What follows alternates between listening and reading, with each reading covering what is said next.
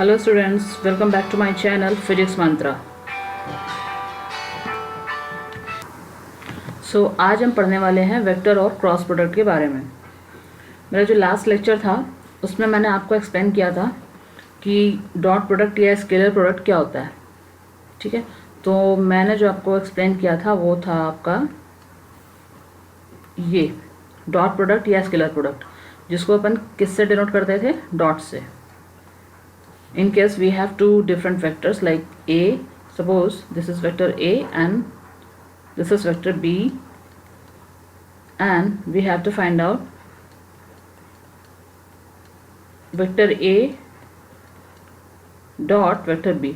ठीक है, तो कैसे इसका कैलकुलेशन होगा, इसका फॉर्मूला क्या था और फिजिकली भी कैसे इसको रिप्रेजेंट करेंगे वो सारा मैंने देखा था, और वो वीडियो का लिंक जो है आपको डिस्क्रिप्शन बॉक्स में मिल जाएगा, वहाँ पे जाके आप देख सकते हैं। तो आज बात करेंगे वेक्टर और क्रॉस प्रोडक्ट की। तो देखिए, मैंने जो लास्ट लेक्चर लिया था इसका, उसमें आपको बताया था जब वेक्टर का वेक्टर से आप मल्टीप्लाई करते हो, वेक्टर को वेक्टर से मल्टीप्लाई करते हो, तो आपको दो ऑप्शन आपके पास होते हैं। एक आपको मिलेगा वेक्टर और दूसरा आपको मिलेगा स्केलर। ठीक है, जब आपको दो वेक्टर क्वांटिटीज़ को मल्टीप्लाई करने के बाद उसके प्रोडक्ट में क्या मिलता है? वेक्टर। तो इस केस में आप जो आपका ऑपरेशन ये रहा उसको आपने बोल दिया वेक्टर प्रोडक्ट, या इसी का नाम हो गया था आपका क्रॉस प्रोडक्ट। और जब आप वेक्टर को वेक्टर से मल्टीप्लाई कर रहे हो और आपको उसका जो प्रोडक्ट मतलब जो उसका रिजल्टेंट जो मिल रहा है दैट इज़ स्केलर, तो आपने इस पूरे प्रोसेस को, इस पूरे ऑपरेशन को आपने नाम दे दिया स्केलर प्रोडक्ट। ओके, और इसी का नाम हो गया था डॉट प्रोडक्ट। तो ये पूरा जो ये वाला है सेकेंड वाला केस, ये अपन पहले कवर कर चुके हैं। आज बात करेंगे ये पहले वाले की, जिसमें आपको जो रिजल्टेंट है मल्टीप्लिकेशन के बाद वो आपको क्या मिल रहा है? वेक्टर।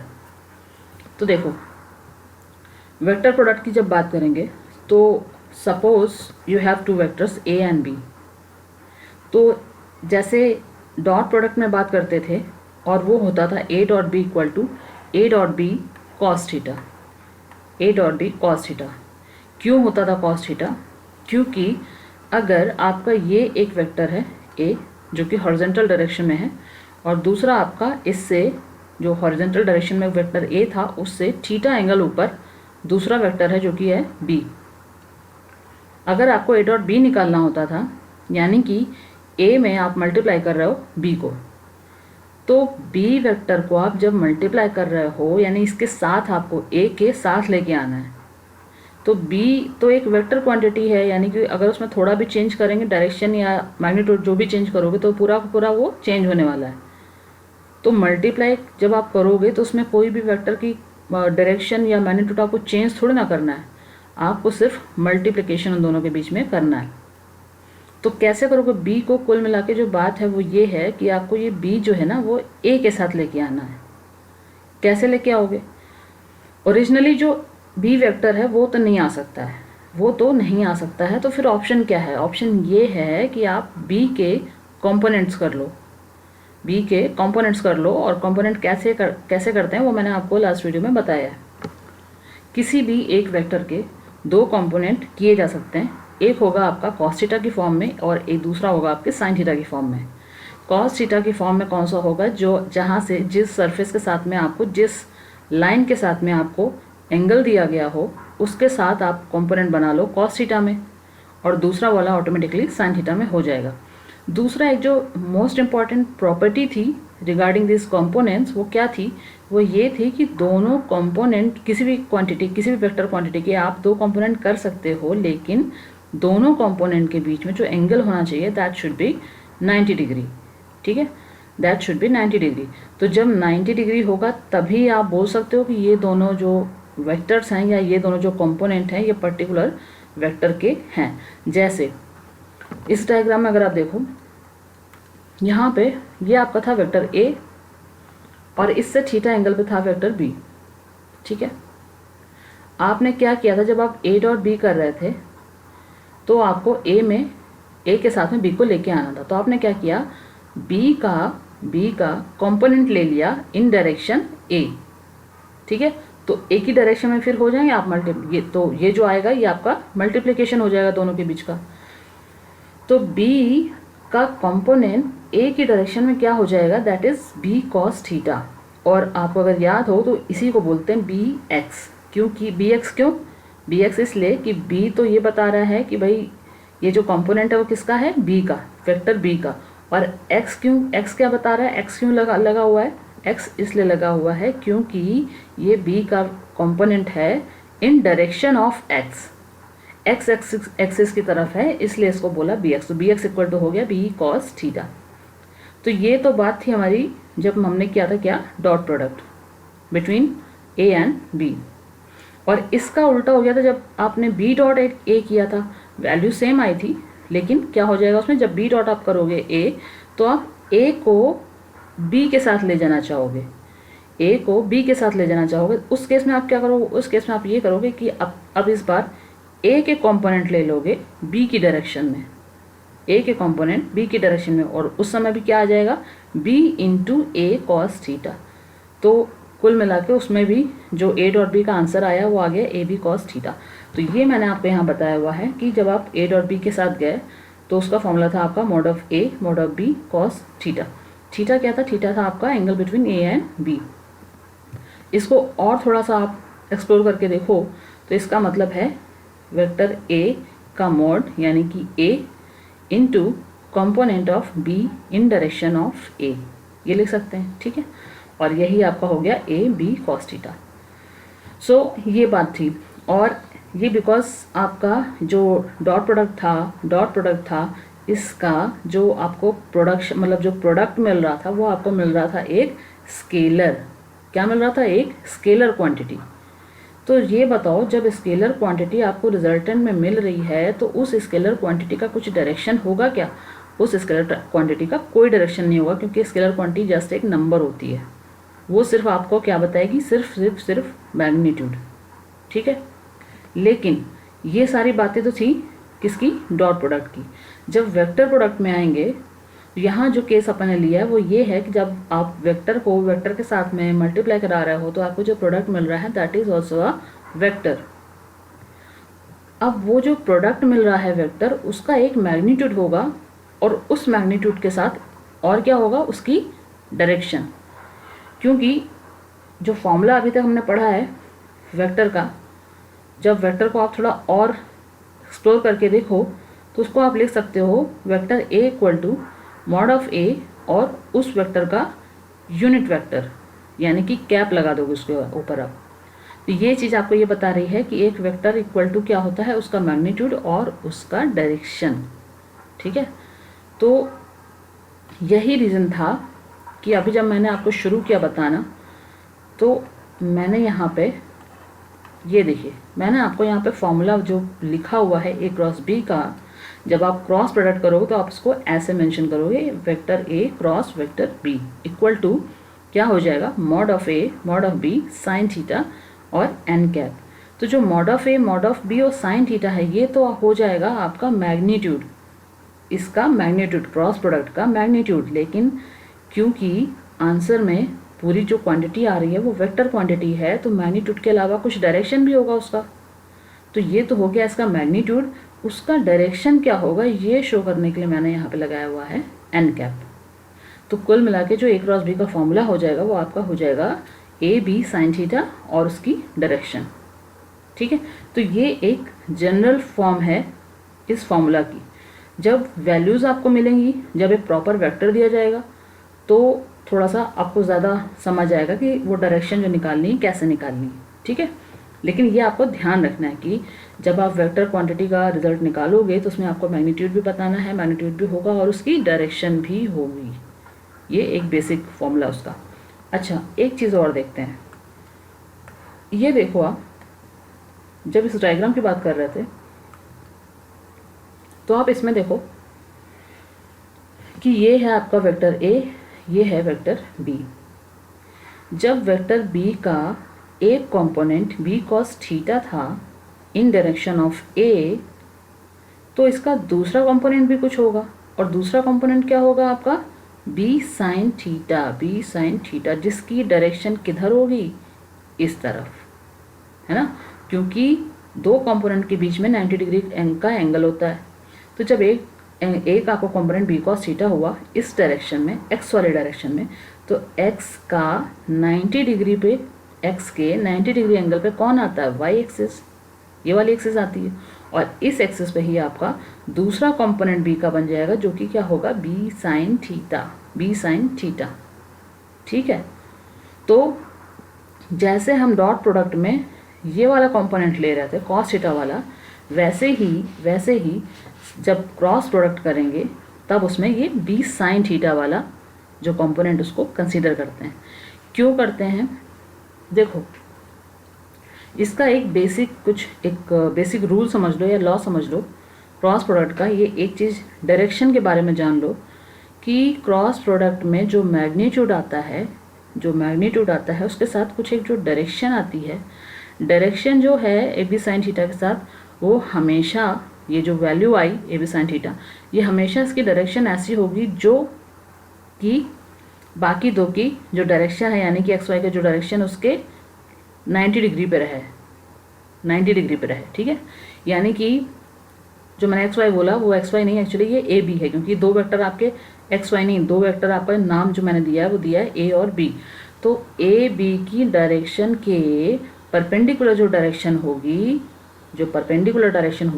वही डायरेक्शन होगी इस पूरी क्वांटिटी की। इसका जो ए क्रॉस बी का जो रिजल्ट आएगा, जो मान लो अगर फोर्स की बात हो रही है, फोर्स इज ऑल्सो वेक्टर, तो अगर फोर्स की बात हो रही है, दो मैंने फोर्स आपको वेक्टर दिए हैं F1 और F2, तो F1 क्रॉस F2 आप जो भी करोगे, आंसर में जो भी आएगा उसका जो डायरेक्शन होगी वो होगी ए और बी के 90 डिग्री पे, ठीक है। अच्छा देखो, दूसरा इसकी डायरेक्शन निकालते कैसे हैं वो देखो। अब डायरेक्शन के बारे में पहले आप बात कर लीजिए, फिर आगे देखते हैं इसकी डायरेक्शन कैसे निकालते हैं। इसकी डायरेक्शन निकालते हैं आपके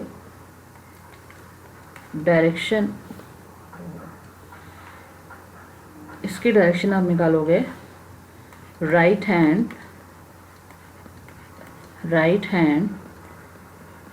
थंब रूल से, और दूसरा बेस का होता है जो आपका स्क्रू का रूल होता है, ठीक है। तो कैसे होगा, ये ऐसे होगा। आप देखो, मान लो आपके पास दो वेक्टर हैं, वेक्टर ए, वेक्टर बी, ठीक है। ये हो गया आपका वेक्टर बी, ये हो गया vector A, this is your theta angle, ठीक है। अब अगर मैं बोलूँ यहाँ पे कि मुझे आप ए क्रॉस बी निकाल के बताओ, तो आपका आंसर होगा कि अकॉर्डिंग टू फॉर्मूला ये हो जाएगा आपका ए बी साइन थीटा और इसका डायरेक्शन तो इसका डायरेक्शन कैसे निकालेंगे, इसका डायरेक्शन ऐसे निकालेंगे, मैंने बोला इसका डायरेक्शन ऐसा होगा जो इन दोनों के यानी कि ए और बी के 90 डिग्री पे होगा।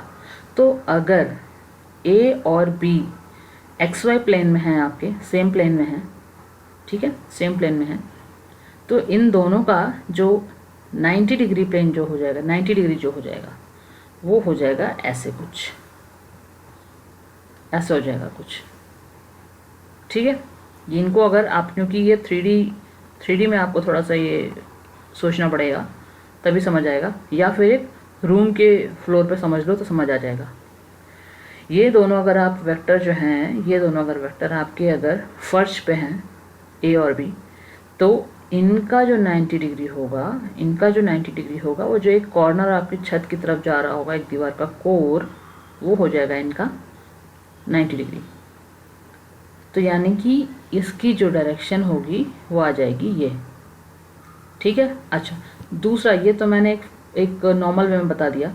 जो मैंने रूल बताया है राइट हैंड थंब रूल, उसके हिसाब से अगर देखें तो ए बी साइन थीटा यानी ए क्रॉस बी आपको निकाला, यानी कि ए क्रॉस बी, तो आप ए को लेके जा रहे हो बी की ओर। तो जब ए से बी की ओर अगर आप अपने राइट हैंड को फैला के और इसको आप उंगलियों को अपनी यूं कर्ल करो, यानी ए से बी की ओर जाओ, ए से बी की ओर, तो आपका जो थंब होगा वो आएगा अपवर्ड डायरेक्शन में।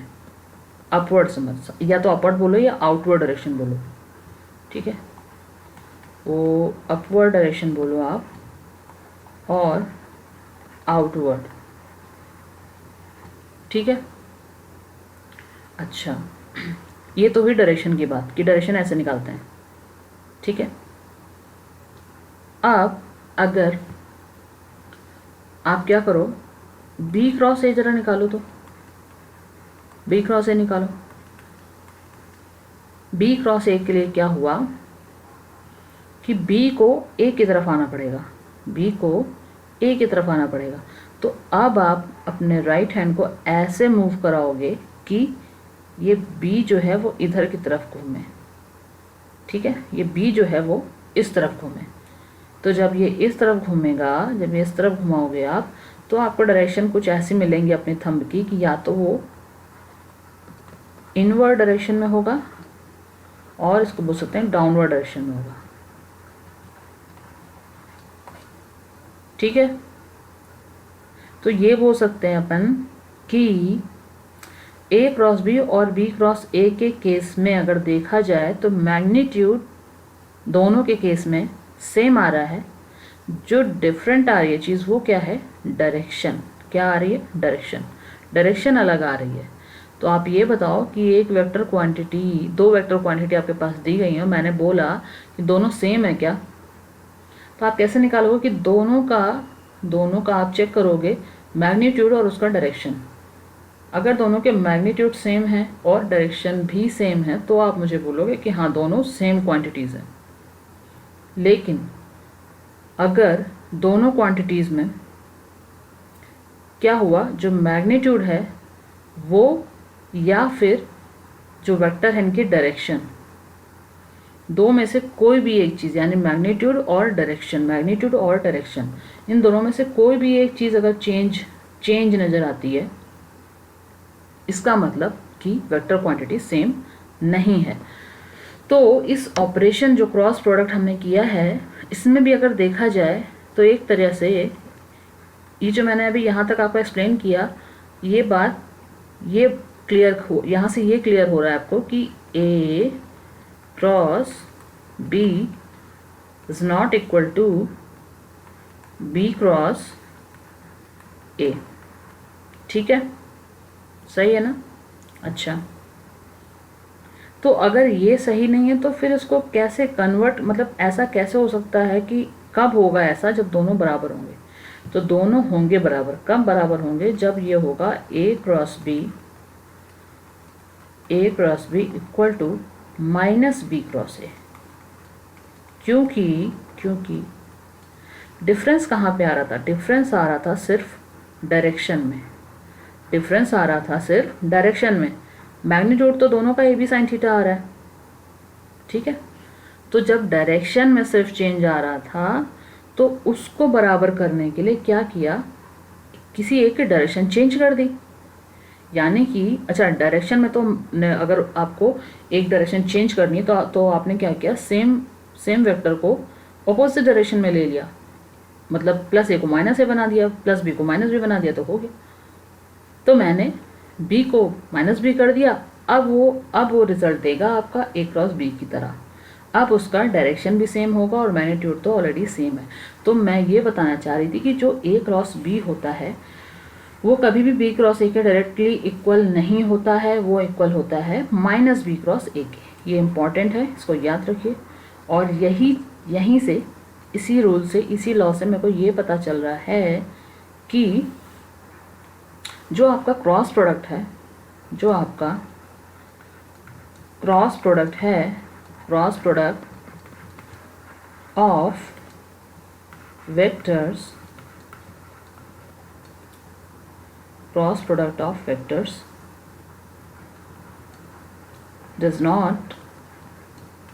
does not follow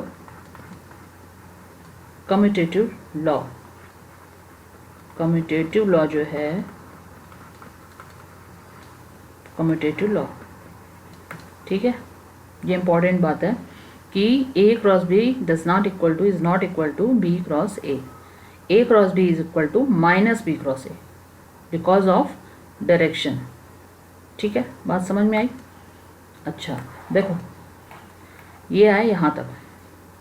अब थोड़ा सा जो लास्ट लेक्चर अपना था वहाँ पे आप थोड़ा सा दिमाग अपना दौड़ाओ अगर, तो मैंने आपको बताया था एक चीज़ रिगार्डिंग डॉट प्रोडक्ट कि A dot B equal to B dot A, बताया था ना?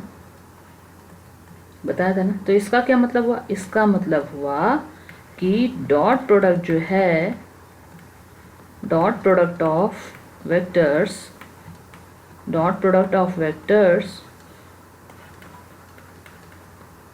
follows कम्यूटेटिव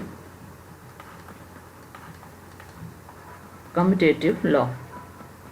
यानी कि जो आपका डॉट प्रोडक्ट जब किया था, डॉट प्रोडक्ट ऑफ वेक्टर्स, तो डॉट प्रोडक्ट आपका फॉलो कर रहा था पूरी तरह से कम्यूटेटिव लॉ को। मतलब ए डॉट बी को आप आराम से लिख सकते हो बी डॉट ए, क्योंकि उसमें कहीं पे भी डायरेक्शन की बात नहीं थी और मैग्नीट्यूड दोनों का सेम था, that was A B cos theta. तो अगर मैग्नीट्यूड की बात करें तो क्रॉस प्रोडक्ट में भी सेम है and that is A B sine theta, लेकिन डायरेक्शन तो अलग है। तो जब डायरेक्शन अलग है A cross B cross A की, तो वो दोनों इक्वल नहीं हो सकते हैं। वो दोनों इक्वल हो सकते हैं जब आप एक नेगेटिव साइन लगा दें, इसलिए A cross B is equal to minus B cross A. ठीक है, ये क्लियर हुआ? चलो आगे बढ़ते हैं, ये हो गया। अब आगे चलते हैं। आगे में क्या है कि अब अगर बात करते हैं, ये तो बेसिक ए बी में हो गया। अब अपन बात करते हैं कार्टेशियन फॉर्म में, यानी कि अब बात करेंगे ऑर्थोगोनल वेक्टर पे। बात करेंगे ऑर्थोगोनल वेक्टर पे। ऑर्थोगोनल जो आपके यूनिट वेक्टर है उस पर बात करेंगे and that is I J and के।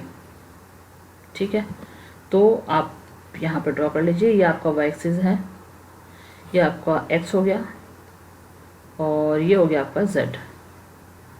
ठीक है, इधर पे आपका क्या होगा डायरेक्शन? इधर पे होगा आपका जे यूनिट वेक्टर, इधर पे होगा आपका आई और ये आपका जेड है, तो इधर पे होगा आपका के।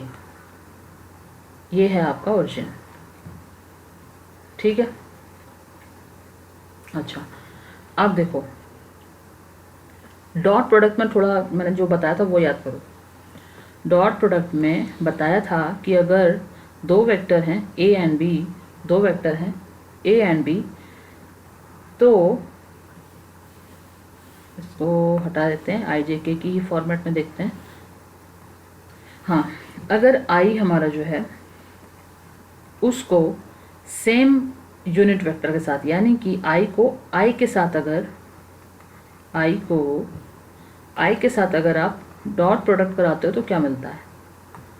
जब आप आई को आई के साथ डॉट प्रोडक्ट कराते हो तो अकॉर्डिंग टू डॉट प्रोडक्ट वाला फॉर्मूला क्या हो जाएगा? आई का मॉड और आई का मॉड, और इसके अलावा cos theta. Theta is angle between I and I. तो जब आई दोनों सेम यूनिट वेक्टर हैं तो दोनों के बीच में एंगल क्या होगा? 0, और कॉस 0 की वैल्यू क्या हो जाएगी? 1। तो यहाँ पे आपका आ गया है मॉड आई का square. Mod I because unit vector है इसलिए इसका मैग्नीट्यूड हो गया 1 और 1 का स्क्वायर होता है 1। तो कुल मिला के आई डॉट आई आपका हो गया था 1, और इसी तरह से जे इक्वल टू 1 हो गया था, के डॉट के इक्वल टू 1 हो गया था। एक तो ये बताई थी चीज़। दूसरी चीज़ क्या थी कि जब आई किसी दूसरे यूनिट वेक्टर के साथ में डॉट प्रोडक्ट दिखाएगी तो क्या होगा? लाइक आई अगर आपका जे के साथ में कराएगी तो क्या? इस केस में हो जाएगा आपका फॉर्मूले के हिसाब से mod of I into mod of J और cos theta. Theta is angle between I and J. इसमें आप देखो ये आपका इस तरफ है आई, इस तरफ है जे, और ये आपकी z है, या इस तरफ है k। ठीक है, तो और ये सारे जो तीनों एक्सेस जो हैं वो आपस में, जो तीनों यूनिट वेक्टर हैं ये आपस में एंगल कैसा बनाएंगे, 90 डिग्री का। ठीक है, तो cos 90 यहाँ पे आ गया, और cos 90 की वैल्यू होती है 0, तो कुल मिला के पूरी वैल्यू हो गई 0। तो ये दो चीज़ें आपने देखी थी, जब आप यूनिट वेक्टर को सेम यूनिट वेक्टर से डॉट प्रोडक्ट करा रहे हैं तो आपको वैल्यू 1 मिल रही थी, और जब आप उसको किसी दूसरे यूनिट वेक्टर के साथ में डॉट प्रोडक्ट करा रहे हैं तो आपको मिल रहा था 0। ठीक है, लेकिन क्रॉस प्रोडक्ट में ये चीज़ क्या है, ये तो आपने बात की डॉट प्रोडक्ट की। अब क्रॉस प्रोडक्ट में आप क्या करेंगे, तो देखिए अगर क्रॉस प्रोडक्ट की बात करते हैं तो आई क्रॉस आई, आई क्रॉस आई, फिर से यहाँ पे कॉन्सेप्ट वही रहेगा कि आई जो है वो आई के ऊपर ओवरलैप कर रहा है, एक ही डायरेक्शन में जा रहा है, तो दोनों के बीच का एंगल क्या हुआ, दोनों के बीच का एंगल हो गया क्या, 0। दोनों के बीच का एंगल हुआ 0। तो जब दोनों के बीच का एंगल 0 हुआ तो इसका फॉर्मूला क्या होगा, ये होगा आपका mod of I into mod of I.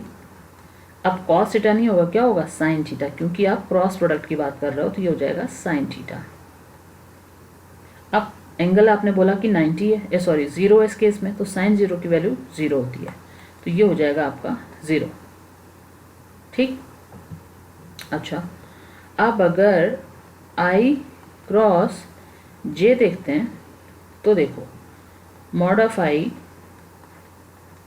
Mod of I, mod of I, mod of I sign theta, और थीटा क्या है, आई और जे के बीच का एंगल। आई और जे के बीच का एंगल ये कितना है आपका, ये है 90, तो और साइन 90 की वैल्यू होती है 1, तो ये आ गया आपका मॉड ऑफ आई का square and that is equal to 1। तो एक चीज़ देखो, सामने आपके कंपैरिजन हो रहा है, ये कंपेयर आप कर रहे हो डॉट प्रोडक्ट को, ये था आपका डॉट प्रोडक्ट, और this was your cross product. ठीक है, डॉट प्रोडक्ट के केस में जब आपने same unit vector co dot product कराया था तो आपको आंसर मिल रहा था 1। यहाँ पे जब आपने क्रॉस प्रोडक्ट कराया सेम यूनिट वेक्टर को तो आपको आंसर मिला 0। डॉट प्रोडक्ट में 1 मिल रहा था, उसी केस में आपको क्रॉस प्रोडक्ट मिल रहा है 0। जब आपको डॉट प्रोडक्ट में आंसर में 0 मिल रहा था, उस टाइम पे क्रॉस प्रोडक्ट में सेम ऑपरेशन कराने पे खाली चेंज किया है आपने, प्रोडक्ट चेंज किया। उस समय डॉट प्रोडक्ट होता था, अभी यहाँ पे आपने क्रॉस प्रोडक्ट किया है और आपको 0 की जगह आंसर मिल रहा है 1। ठीक है, अच्छा दूसरी बात, डॉट प्रोडक्ट में ये जो नंबर आपको ये जो मिलता था, ये क्वांटिटी कैसी होती थी, ये होती थी स्केलर। कैसी होती थी, स्केलर। ये 0 भी आपका कैसा होता था, स्केलर। लेकिन अगर बात करें क्रॉस प्रोडक्ट की तो ये 0 है जो वो this is not a scalar, this is a vector, this is a vector, क्योंकि आप यहाँ पे क्रॉस प्रोडक्ट कर रहे हो, वेक्टर प्रोडक्ट कर रहे हो, इसका मतलब जो प्रोडक्ट आया है वो वेक्टर है, स्केलर नहीं हो सकता ना। तो ये आपने नल वेक्टर पहले पढ़ा है ना, तो ये वही है, ये वही 0 वेक्टर है, नल वेक्टर उसको बोल सकते हैं आप। और वैसे ही ये जो 1 है that is not a scalar, that is also a vector quantity, that is also a vector. अब जब ये वेक्टर हैं तो इनकी कुछ डायरेक्शन भी होगी, मैग्नीट्यूड तो उसका ये दिया गया है, लेकिन इसका जैसे 1 दिया गया है, अभी आपका इसमें 1 दिया गया है, तो इसकी कुछ डायरेक्शन भी होगी। तो डायरेक्शन किधर होगी वो निकालते हैं। मैंने ऊपर आपको जब अभी फॉर्मूला बताया है तो मैंने बताया है कि ए बी साइन थीटा तो जो क्रॉस प्रोडक्ट है उसका मैग्नीट्यूड हो जाएगा। इसके जो डायरेक्शन है, जिसको मैंने एन कैप लिखा हुआ है फॉर्मूले में, इसकी जो डायरेक्शन है वो इन दोनों वेक्टर्स की, किन दोनों वेक्टर्स की, जिन दोनों का आपस में क्रॉस प्रोडक्ट कराया गया है, इन दोनों वेक्टर्स की परपेंडिकुलर जो डायरेक्शन होगी वही डायरेक्शन होगी जो आंसर में आपका वेक्टर आया है उसकी। ठीक है, सो यहाँ पे मैंने क्रॉस प्रोडक्ट किसके बीच में कराया है, आई और जे के बीच में। ये है आपका आई और जे, ये हो गया आई और ये हो गया जे। ठीक है, ये दोनों आप थोड़ा सा रूम के फ्लोर पे देखो, ये एक्स और वाई यानी कि आई और जे जो है आपकी फ्लोर पे हैं, सेम प्लेन पे हैं, एक प्लेन पे हैं एक्स और वाई। तो ये जो के डायरेक्शन है, जो जेड डायरेक्शन है, जो ये जेड डायरेक्शन है, ये आपकी जो ऊपर का कोर होता है रूम का 90 डिग्री पे वो हो जाएगा। ये डायरेक्शन आपकी हो जाएगी, जो आंसर आपका आया है आई वो वाली। दूसरा, ये तो मैंने एक रूम का एग्जांपल आपको साधारण से लेकर बता दिया। अगर आप थंब रूल से देखोगे राइट हैंड के, तो आप कर रहे हो आई क्रॉस जे, मतलब आप आई से जे की तरफ जा रहे हो, आई से जे की तरफ। तो आप अपने हथेली को, राइट हैंड की हथेली को फैला के कुछ इस तरह से इधर की ओर मूव करिए। ठीक है, इस तरफ से जब आप इस तरफ मूव करेंगे एक्स से वाई की ओर, यानी कि आई से वाई की ओर, तो आपका जो अंगूठा है वो अपवर्ड डायरेक्शन या आउटवर्ड डायरेक्शन में होगा, अपवर्ड डायरेक्शन में होगा। ठीक है, ये हो गया, समझ में आया। तो कुल मिला के अगर आप पिक्चर फॉर्म में जानना चाह रहे हैं तो रूम का एग्जांपल ही लेके देखिए। रूम के जो सरफेस पे एक नीचे की कोर है उसको आप x मान लो, i मान लो मतलब, और दूसरी साइड की जो है उसके साथ जो एडजेसेंट है उसको आप j मान लो। तो तीसरी जिसकी मैं बात कर रही हूँ परपेंडिकुलर है, वो आपकी हो जाएगी जो एडजेसेंट एक ही पॉइंट जो आपने उठाया है एज ओरिजिन, वहाँ से आपने दो डायरेक्शन ऐसे ले ली हैं रूम पे एक्स और वाई। तो एक वो हो जाएगी जो ऊपर की ओर कॉर्नर जा रहा है, वो आपका हो जाएगा z यानी कि k कैप हो जाएगा, और वो होगा इन दोनों के 90 डिग्री पे। ठीक है, इन दोनों से वो बनाएगा 90 डिग्री। ठीक है, तो कुल मिला के जो आंसर आया उसकी डायरेक्शन कैसे हो जाएगी k। तो आंसर में आ रहा था i cross j equal to 1 आया है। इसको लिख सकते हैं 1 जो कि मैग्नीट्यूड है, इनटू अब और क्या लगाएंगे, n कैप भी तो लगाओगे। तो n कैप क्या था, डायरेक्शन। n कैप की जगह क्या रख सकते हैं, k, जो कि अभी हमने देखा, ये हो जाएगा k। तो अब आराम से यहाँ से अपन जो 1 लिखा है उसको भी एलिमिनेट कर सकते हैं। तो कुल मिला के आपका जो i क्रॉस j की वैल्यू आई वो आ गई k कैप प्लस का k कैप। ठीक है, अच्छा चलो आगे देखते हैं। देखो अब अगर ये तो आपने निकाला कि जब आपने क्या किया, सेम यूनिट वेक्टर आपस में क्या कराया, क्रॉस प्रोडक्ट। अब अगर i क्रॉस j कराना चाहूँ तो क्या आएगा, अकॉर्डिंग टू फॉर्मूला हो जाएगा mod of i mod of j sign theta और उसकी डायरेक्शन जो भी n कैप आएगी वो। ठीक है, i क्रॉस j का मतलब क्या है, i j साइन थीटा क्या है, i और j के बीच का। अच्छा ये तो आपने पीछे निकाला अभी, ये आपको आंसर कुल मिला के जो है वो आ गया था k कैप, ये मैंने अभी नीचे निकाला हुआ है, ये आपका आ जाएगा ये i cross j equal to k cap, ये आप अभी निकाल चुके हो, ये तो हो गया है। ठीक है, तो इसका मतलब डॉट प्रोडक्ट में अगर इस तरफ थोड़ा सा कंपेयर कर लें अपन डॉट को और क्रॉस को,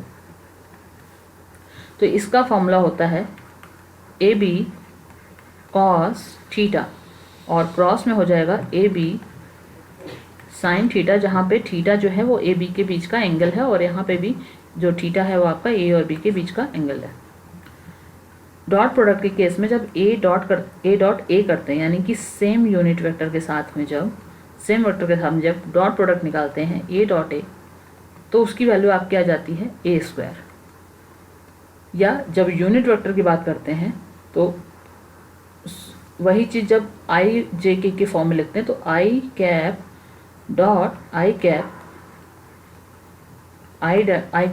आई कैप को आप लिख सकते हो क्या, 1। ठीक है, क्योंकि वो होगा आपका यूनिट वेक्टर, और एक यूनिट वेक्टर का जो मैग्नीट्यूड होता है वो होता है 1, तो 1 का स्क्वायर 1 हो जाएगा। ठीक है, इस केस में क्या होगा, क्रॉस प्रोडक्ट में क्या होगा, अगर ए क्रॉस ए करोगे तो आपको मिलेगा 0। ठीक है, इसी तरह से अगर आई क्रॉस आई करोगे तो मिलेगा 0, और डॉट प्रोडक्ट में जब आप आई क्रॉस आई डॉट जे करोगे तो मिलेगा 0, जबकि क्रॉस प्रोडक्ट में अगर आई क्रॉस जे करो तो आंसर मिलेगा के। So this is the basic difference between dot and cross product. ठीक है, ऑपरेशन में थोड़ा सा आपको ध्यान देना होगा। जैसे अगर बात करें कि जो अपने डॉट प्रोडक्ट में देखा था कि मैक्सिमम वैल्यू किधर होगी और मिनिमम वैल्यू किधर होगी, उसकी अगर बात करते थे तो वहाँ पे फॉर्मूला होता था आपका ए बी कॉस थीटा। तो मैंने बोला था कि कॉस थीटा जो है इसकी वैल्यू कहाँ से कहाँ तक वेरी करती है, -1 to +1, यानी कि इसकी जो मिनिमम वैल्यू है वो माइनस हो सकती है और मैक्सिमम वैल्यू +1 हो सकती है, इससे ज़्यादा नहीं हो सकती और -1 से कम नहीं हो सकती है। और ये जो दोनों वैल्यूज़ हैं ये कौन कौन सी कंडीशन में आ सकती हैं, जब थीटा को अगर आप 0 कर दो तो cos 0 की वैल्यू हो जाएगी 1, और आंसर आपका आ जाएगा ए बी। ये आंसर आपका आ जाएगा ए बी, और वो होगा आपकी maximum value in case of dot product. ठीक है, समझ आ रहा है? अब अगर थीटा को कर दो 90 डॉट प्रोडक्ट में, तो थीटा को अगर आप 90 कर दोगे तो cos 90 की वैल्यू हो जाएगी 0, और पूरी वैल्यू आपकी हो जाएगी 0। तो ये तो 0 वैल्यू आ गई आपकी इन डॉट प्रोडक्ट। अब अगर थीटा को कर देते थे अपन क्या 180, तो cos 180 की वैल्यू होती है -1, और वैल्यू आपकी आ जाती माइनस का ए बी। ये हो जाती है आपकी minimum value in dot product. लेकिन अगर अब केस देख लें क्रॉस प्रोडक्ट का, तो क्रॉस प्रोडक्ट में आप लिखते हो ए बी साइन थीटा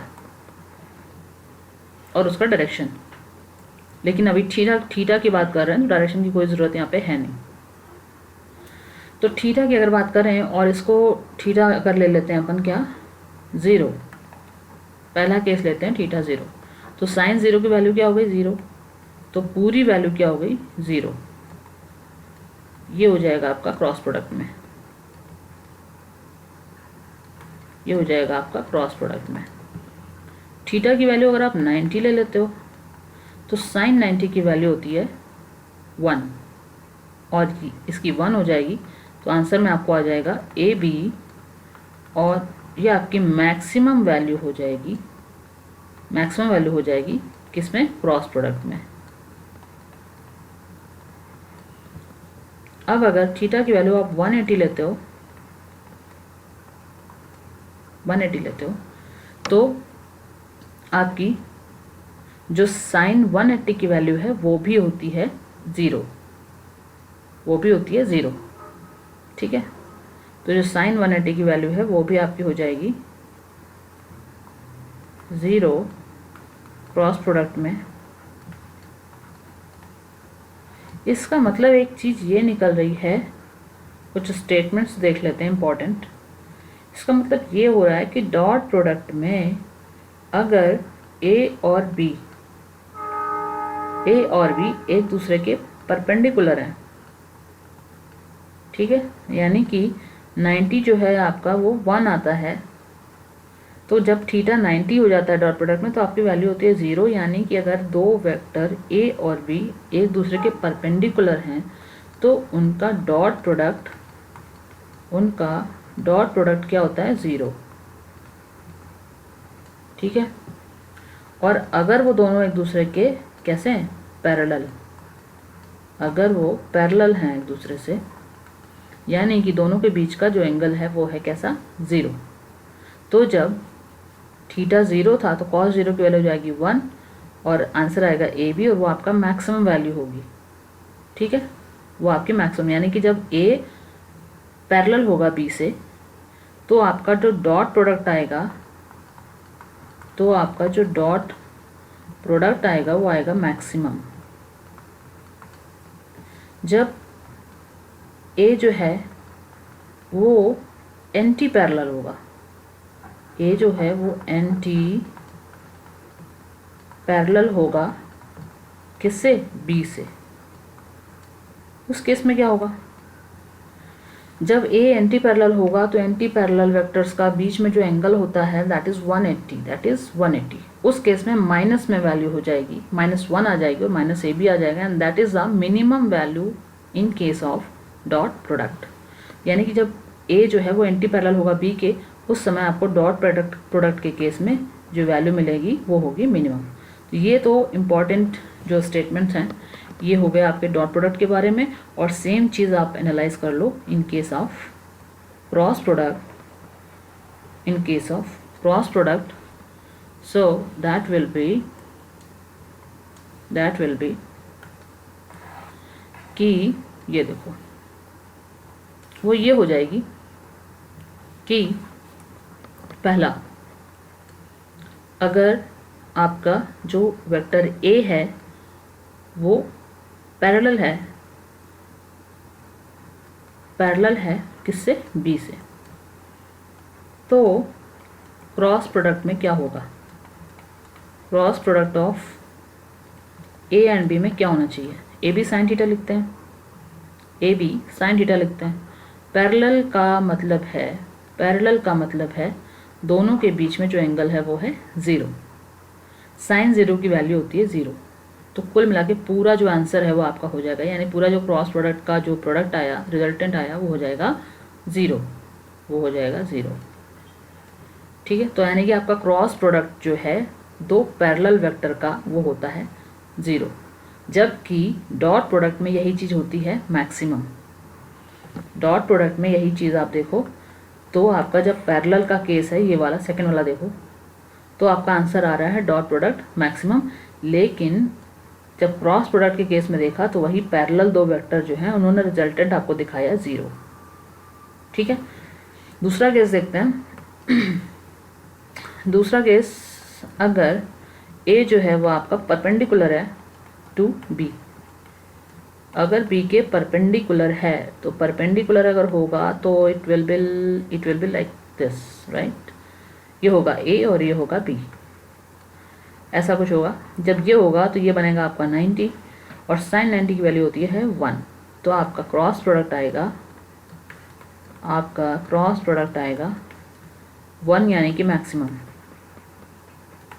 ठीक है, जब परपेंडिकुलर हुआ, दोनों वेक्टर हुए, तो आपका क्रॉस प्रोडक्ट मैक्सिमम आया, जबकि डॉट प्रोडक्ट के केस में परपेंडिकुलर जो परपेंडिकुलर वेक्टर थे उन दोनों ने जो रिजल्टेंट दिया था वो 0 था, और उस केस में 0 आई थी जो चीज़, वो चीज़ यहाँ पे मैक्सिमम यानी कि 1 वैल्यू दे रही है। ठीक है, अब एक चीज़ और देखो, अगर ए और बी एंटी पैरेलल हैं तो क्या होगा, अगर ए और बी एंटी पैरेलल हैं तो इस केस में फिर आपका जो क्रॉस प्रोडक्ट है वो कितना आना चाहिए।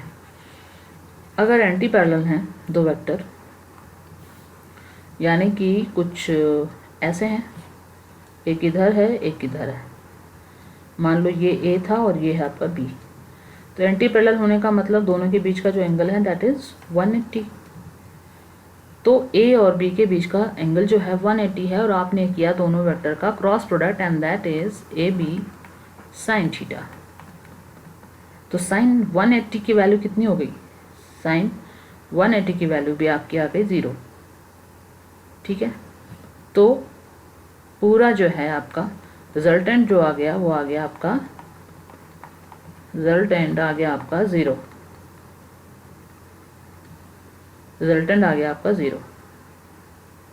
यानी कि ये बोल सकते हैं कि जब ए और बी कैसे हैं, पैरेलल और एंटी पैरेलल,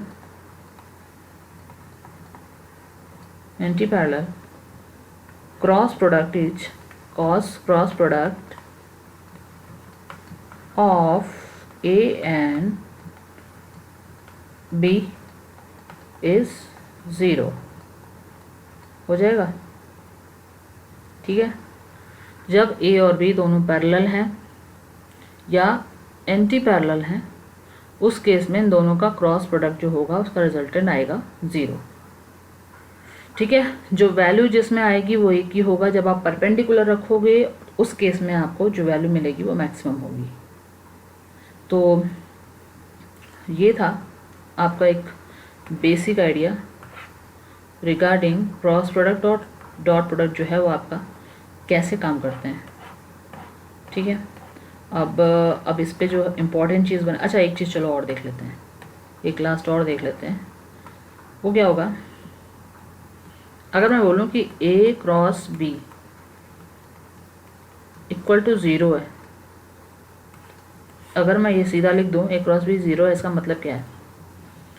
मतलब इसका ये है कि A B sine theta equal to 0 हो रहा होगा कहीं, और इसका मतलब ये है कि या तो A 0 है या फिर B 0 है या फिर साइन थीटा जो है वो आपका जो वैल्यू दे रहा है दैट इज 0।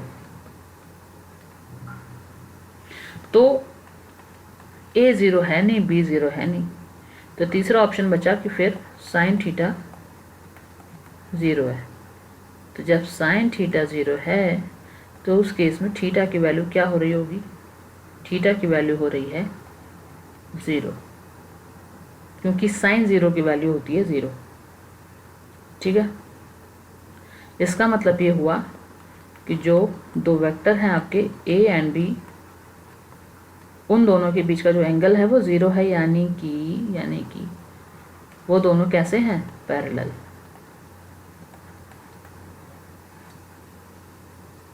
ठीक है, ये हो जाएगा। सो ये इम्पोर्टेंट पॉइंट है। ठीक है, अच्छा अब एक चीज़ और, वो एक चीज़ ये है कि नॉर्मल तरीका क्या है क्रॉस प्रोडक्ट निकालने का। अगर आपको एक वेक्टर दिया है A 2i plus 4j minus k, एक वेक्टर दिया गया है B जो है आपका 3i minus 2j plus 4k। ठीक है, ये है मान लो, इनका आपको निकालना है A क्रॉस B। तो आप सीधा जो आपको एक ट्रिक लगानी है निकालने के लिए, वो क्या होगा? वो ऐसे होगा कि आप पहले ही रो में लिख लो i j k,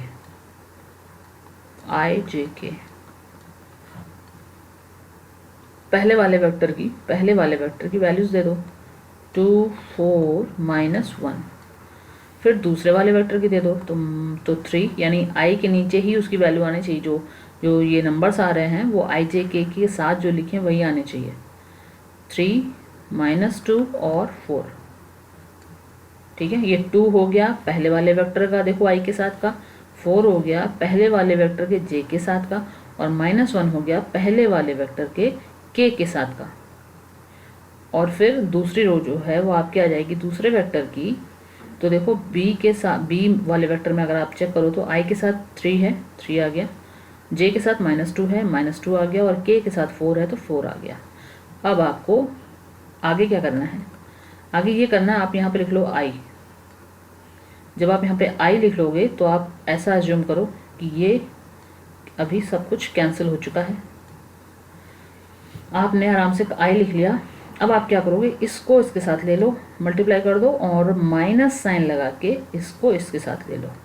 तो क्या करोगे, 4 4 ज़ा 16, 4 4 ज़ा 16 माइनस माइनस माइनस लगा के इन दोनों को मल्टीप्लाई कराओगे, दोनों में माइनस साइन है तो प्लस हो जाएगा, 2 1 ज़ा 2, लेकिन ऑलरेडी एक माइनस लगा है तो ये आ गया -2, हो गया। ठीक है, उसके बाद में आप प्लस के बाद आओगे माइनस, माइनस जे लगाओगे यहाँ पे। जब माइनस जे लगाओगे तो इसको आप सोच समझोगे ऐसा कि ये नहीं है, अभी ये लाइन आपने हटा दी। अब आप क्या बचता है, अब आपके बचता है ये वाला 2, ये वाला 4, ये वाला 3, ये वाला -1। तो 2 × 4 8, माइनस लगा लिया एक। अब 3 × -1, तो यह ऑलरेडी आ गया -3, तो माइनस माइनस प्लस और ये हो गया 3। फिर प्लस के, साइन का विशेष ध्यान दीजिए, यहाँ पे जो है साइन का एक खेल है। आई के साथ प्लस लिया था, जे के साथ माइनस आ गया, के फिर से प्लस में। तो जब के पे आए तो के लिखा, ब्रैकेट बनाया। अब क्या करो, इस बार इधर से आप कैंसिल आउट समझो ये वाला पूरा, तो आपके पास बचता है ये 4। कैसे, 2 × -2 ये हो गया -4, आपने एक माइनस लगाया, 3 × 4 आपका हो गया 12। बस इसको सॉल्व कर लो, आंसर आपके हाथ में। ये देखो, आई कितना हुआ 14 माइनस 8 3 11 11 जे प्लस के माइनस 16, ये आ गया आपका 14 आई माइनस 11 जे माइनस 16 के। ये आ गई आपका वेक्टर A क्रॉस B आपको मिल गया है फिलहाल अभी वेक्टर फॉर्म में। ठीक है, ये मिल गया वेक्टर फॉर्म में। अब अगर आपको इसका मैग्नीट्यूड निकालना तो कैसे निकालोगे, इसका मैग्नीट्यूड ऐसे आ जाएगा, √14 का स्क्वायर प्लस -11 का स्क्वायर करोगे तो माइनस का प्लस होना ही होना है, तो कुल मिला के 11 का स्क्वायर, फिर माइनस तो प्लस हो जाएगा 16 का स्क्वायर। इसको सॉल्व कर लोगे आपको मिल जाएगा मैग्नीट्यूड, आपको मिल जाएगा मैग्नीट्यूड। और अगर थीटा निकालना हो, थीटा की बात आए तो फॉर्मूला से आप साइन थीटा निकाल लो। साइन थीटा इक्वल टू हो जाएगा आपका A cross B divide by mod A to mod B। ठीक है, क्योंकि A cross B equal to AB sine theta था, साइन थीटा उधर रखा, A क्रॉस B के डिवाइड में आ गया आपका A और B का मॉड। A और B का अलग अलग मॉड निकाल लो। A क्रॉस B आपको ये मिल गया है, ये वेक्टर फॉर्म मिल गई है, आप इसके नीचे वो वैल्यू रख के डिवाइड कर दोगे तो आपको जो है थीटा वैल्यू मिल जाएगी। ठीक है, तो चलिए यहीं से ख़त्म करते हैं। क्रॉस प्रोडक्ट का जो बहुत इंपॉर्टेंट जो भी पॉइंट्स थे वो सारे हमने क्लियर किए यहाँ पे। और नेक्स्ट मैं ट्राई करूँगी कि मैं एक शीट लेके आऊँ जिसमें आपको मैं कुछ न्यूमेरिकल इसके सॉल्व करा दूँ, तो प्रैक्टिस भी हो जाए और कॉन्सेप्ट जो है वो और क्लियर हो जाए। तो चलिए then, thanks for watching my video, meet you in next video.